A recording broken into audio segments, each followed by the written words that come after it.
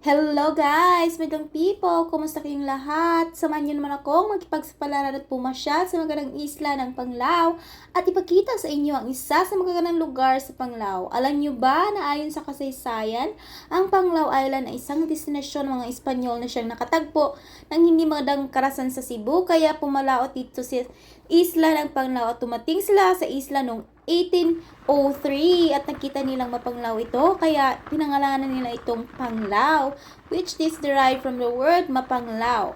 Panglao Island is a popular tourist destination sa Pilipinas, known for its white sand beaches and clear waters at mga resorts. Panglao Island ay nasa lokasyong southwest ng isla ng Bohol at east and south of Cebu. Ang Panglao Island ay may maraming mga kapatagan at bulubundukin at mga burol. Panglao is made of Maribok limestone na siyang pinaka-youngest na limestone na matagpuan sa western east area ng Bohol. At ayon naman sa Census 2020, meron itong populasyon na tinatayang 39,839 katao.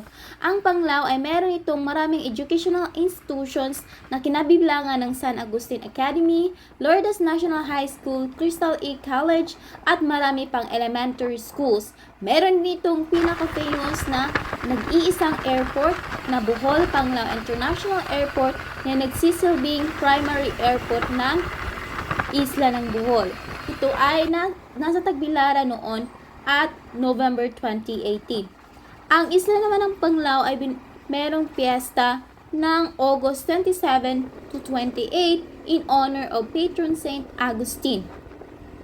Ang Panglao Island naman is the main tourist destination sa Pilipinas. Isa na dito ang Aluna Beach, kung saan marami talagang mga turista ang dumarayo dahil sa napakagandang mga sand beaches at sa kanyang crystal clear water.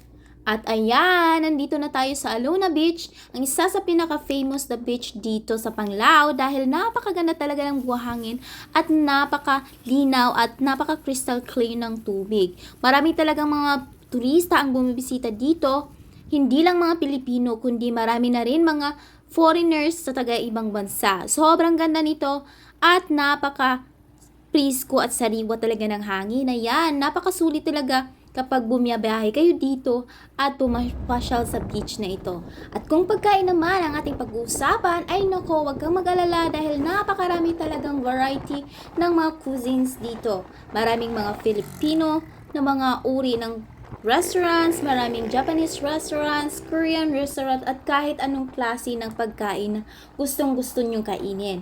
Marami din ditong mga vegan restaurants at mga veggie restaurants.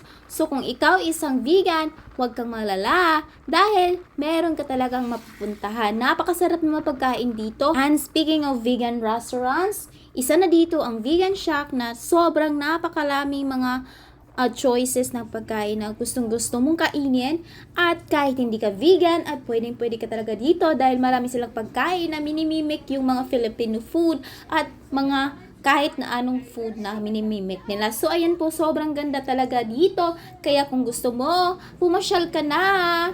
Tara na!